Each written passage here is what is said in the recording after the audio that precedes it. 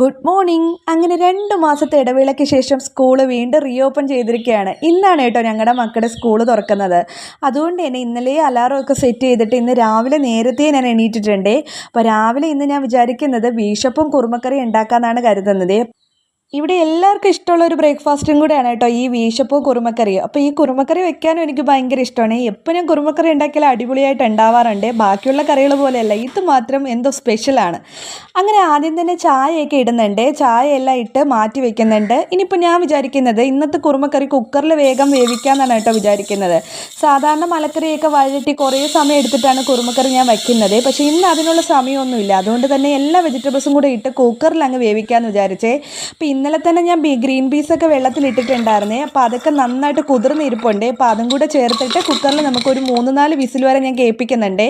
അപ്പോൾ ഞാൻ ചില യൂട്യൂബിൽ വീഡിയോയിലൊക്കെ കണ്ടിട്ടുണ്ട് കേട്ടോ, ഒരു വിസിലിന് മലക്കറിയൊക്കെ അങ്ങ് നന്നായിട്ട് വെന്ത് വരുമെന്ന്. പക്ഷേ എന്തോ ഞാൻ വേവിക്കുമ്പോൾ മാത്രം ഒരു വിസിലിനൊന്നും വേവാറേ ഇല്ല, ഗ്രീൻ പീസ് ഒന്നും വേവാറില്ലേ.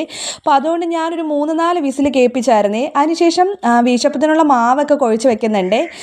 ഇനി കുറുമക്കറിക്കുള്ള അരപ്പിലോട്ടേ, അതായത് നമ്മുടെ തേങ്ങയിലോട്ട് കുറച്ച് പെരിഞ്ചീരകവും കുറച്ച് കുരുമുളക് പൊടിയും കുറച്ച് കാഷ്നട്ടും കൂടെ ചേർത്തിട്ടാണ് കേട്ടോ ഞാൻ അരച്ചെടുക്കുന്നത്. അപ്പോൾ കറിക്ക് നല്ല ടേസ്റ്റും കിട്ടുമേ. ഇനിയിപ്പോൾ നമുക്ക് വീശപ്പം പിഴിഞ്ഞെടുക്കാമേ. ഇന്നെന്തോ മാവ് കുഴച്ചത് നല്ല കൺസിസ്റ്റൻസി ആയതുകൊണ്ട് തന്നെ വേഗം നമുക്ക് പിഴിഞ്ഞെടുക്കാൻ പറ്റുന്നുണ്ട്. കഴിഞ്ഞ വീഡിയോയിൽ ഒരാൾ കമൻറ്റ് ഇട്ടിട്ടുണ്ടായിരുന്നു കേട്ടോ, വീശപ്പം എങ്ങനെയാണ് ഇരിക്കുന്നത്, വീശപ്പം എന്തിലാണ് ഉണ്ടാക്കുന്നതെന്ന്. അപ്പോൾ ഇതാണ് കേട്ടോ വീശപ്പത്തിൻ്റെ അച്ച്. ഇത് സാധാരണ നമ്മുടെ ഇഡലി പാത്രത്തിലോട്ട് ഇറക്കി വെച്ചാൽ മതി. കുറച്ച് വെള്ളവും കൂടെ വെച്ച് ആവിയിലാണ് കേട്ടോ ഇത് വേവിച്ചങ്ങ് എടുക്കുന്നത്. അപ്പോൾ ചിലവർ കണ്ടിട്ടില്ല എന്ന് പറഞ്ഞുകൊണ്ടാണ് ഞാൻ പ്രത്യേകം എടുത്ത് പറഞ്ഞത്. അപ്പോൾ ഇതാണ് നമ്മുടെ വീശപ്പത്തിൻ്റെ അച്ച്. അങ്ങനെ വീശപ്പമൊക്കെ വേവിച്ചെടുക്കുന്നുണ്ട്. ഇനിയിപ്പോൾ നമുക്ക് നമ്മുടെ പിള്ളേരെ വിളിച്ചുണർത്താം. കാര്യം രാവിലെ എണീറ്റല്ലേ അവർക്ക് ബ്രേക്ക്ഫാസ്റ്റൊക്കെ കഴിക്കാൻ കുറേ സമയം എടുക്കേ. അങ്ങനെ അവരെ വിളിച്ചുണർത്തി പല്ല് തെപ്പിക്കാനും വിട്ടതിന് ശേഷം അവർക്കുള്ള കാപ്പി ഞാൻ എടുത്ത് കൊടുക്കുന്നുണ്ട്. ഇന്നിപ്പോൾ എനിക്ക് കാപ്പിയൊക്കെ കഴിച്ചുകൊണ്ടിരിക്കാൻ സമയമില്ലേ, അതുകൊണ്ട് തന്നെ അവർക്ക് കൊടുത്തതിന് ശേഷം ഞാൻ വേഗം പോയി ഇറങ്ങുന്നുണ്ട്. അപ്പോൾ അവരെയും കുളിപ്പിച്ച് റെഡിയാക്കി സ്കൂളിലോട്ട് പോകുന്നുണ്ട്. ഒന്നേ ഏട്ടൻ കൊണ്ടാക്കും, ഇല്ലെങ്കിൽ ഞാൻ കൊണ്ടാക്കും. അങ്ങനെയാണ് കേട്ടോ ഇവരെ സ്കൂളിൽ കൊണ്ടുപോകുന്നത്. അല്ലാതെ സ്കൂൾ ബസ്സിൽ നമ്മളെ വിടുന്നില്ലേ.